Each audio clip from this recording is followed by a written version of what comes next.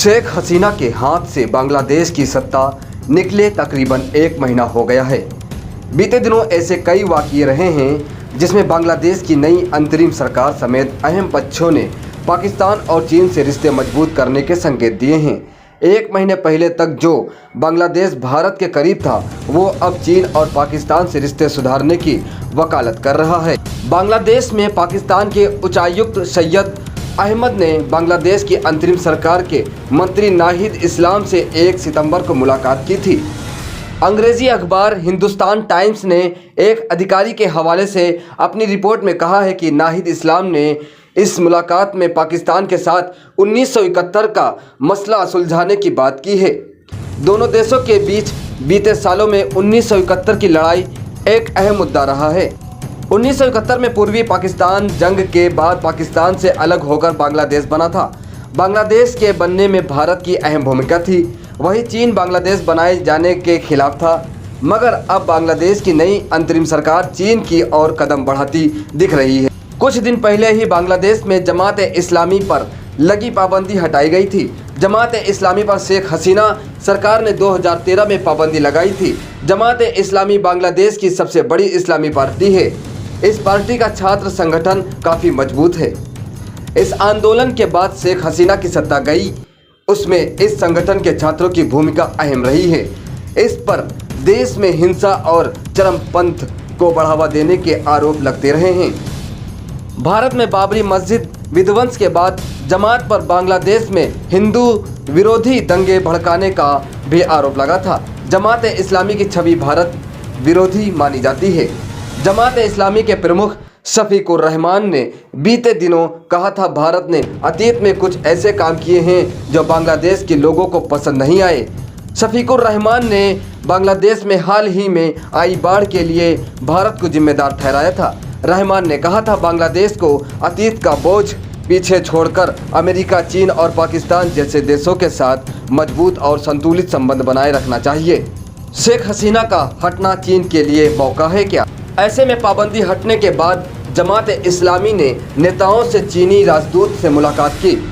चीनी राजदूत याओ वेन ने कहा, चीन बांग्लादेश के साथ अच्छे रिश्ते बनाना चाहता है। चीन बांग्लादेश और बांग्लादेशियों का समर्थक है। शेख हसीना सरकार में बांग्लादेश का झुकाव चीन से ज़्यादा भारत की तरफ रहा।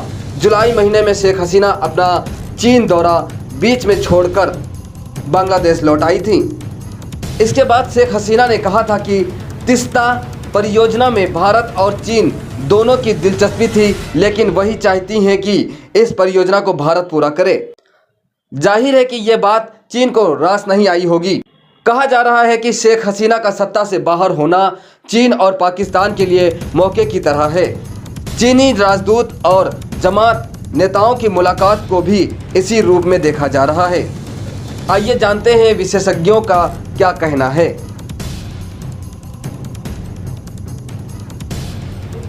भारत के पूर्व सचिव और अंतर्राष्ट्रीय मामलों के जानकार कनवल सिंबल ने सोशल मीडिया पर लिखा है, चीन ने बांग्लादेश बनने का विरोध किया था। चीन ने सबसे आखिर में बांग्लादेश को मान्यता दी। सिंबल लिखते हैं, जमात ने भी बांग्लादेश बनने का विरोध किया था। चीन का बांग्लादेशियों का समर्थन करने की बात खोखली है। चीन अपने देश में बांग्लादेश जैसे प्रदर्शन के बाद किसी तरह का सत्ता परिवर्तन नहीं चाहेगा। 1989 तियानमेन स्क्वायर को याद कर लीजिए। जमात भी चीनियों का समर्थन करता है, सिवाय बिगर मुसलमानों के। अंतर्राष्ट्रीय संबंधों के विशेषज्ञ ब्रह्मा चेलानी ने भी सोशल मीडिया पर बांग्लादेश के बदलते रुख पर टिप्पणी की है। चेलानी लिखते हैं, बांग्लादेश में सेना की बनाई अंतरिम सरकार हिंसक इस्लामिस्ट को खुली छूट दे रही है। इसके पास कोई संवैधानिक अधिकार या बहुमत नहीं है। देश के चीफ जस्टिस और 5 वरिष्ठ न्यायाधीशों को बाहर करने के बाद सुप्रीम कोर्ट में एक अपील की गई। इसके तहत सुप्रीम कोर्ट के उस आदेश को वापस लेने की बात कही गई, जिसके बाद संसद ने संशोधन कर केयर टेकर सरकार के विकल्प को ख़त्म किया था। इस फैसले को सुनाने वाले चीफ जस्टिस के खिलाफ हत्या का झूठा मुकदमा दर्ज किया गया। लेखक तस्लीमा नसरीन बांग्लादेश से हैं, मगर अपनी किताबों से हुए विवादों के कारण वो सालों से बांग्लादेश लौट नहीं सकी। 2011 तस्लीमा नसरीन भारत में हैं। द मिंट की रिपोर्ट के मुताबिक नसरीन ने कहा, मोहम्मद यूनुस की अंतरिम सरकार के अंतर्गत हालात और बदतर होंगे। ज़मीन पर हालात भारत विरोधी, महिला विरोधी और लोकतंत्र विरोधी है। क्या पाकिस्तान की राह पर बांग्लादेश है? शेख हसीना के दौर में बांग्लादेश और पाकिस्तान के संबंध अच्छे नहीं रहे थे। 2018 के चुनाव में पाकिस्तानी उच्चायोग पर बांग्लादेश के चुनाव में दखल देने के आरोप भी लगे थे। पाकिस्तान के उच्चायुक्त ने नई अंतरिम सरकार के सदस्यों से मुलाकात को अहम बताया और कई क्षेत्रों में सहयोग करने की बात कही है। द जापान टाइम्स वेबसाइट पर ब्रह्मा चेलानी ने दोनों देशों को लेकर एक लेख लिखा है। चेलानी इस लेख में लिखते हैं, 2022 तक बांग्लादेश की अर्थव्यवस्था तेजी से बढ़ती दिख रही थी, लेकिन आज जो हालात अलग हैं। बांग्लादेश ने IMF से $3 अरब, वर्ल्ड बैंक से 1.5 अरब डॉलर और एशियन डेवलपमेंट बैंक से $1 अरब की मांग की है। विकास के मामले में पाकिस्तान की तुलना में बांग्लादेश के हालात अलग रहे हैं। चेलानी लिखा है, ऐसी कई घटनाएं हैं जिसके आधार पर सवाल उठ रहा है कि क्या बांग्लादेश पाकिस्तान की राह पर चल सकता है, जहां अर्थव्यवस्था का बुरा हाल है, जहां हिंसक घटनाएं होती रहती हैं, चुनावों में भी सेना की भूमिका रहती है। पाकिस्तान की ही तरह बांग्लादेश में सेना अहम भूमिका में आ गई है। सत्ता के पीछे आर्मी चीफ खड़े दिखते हैं।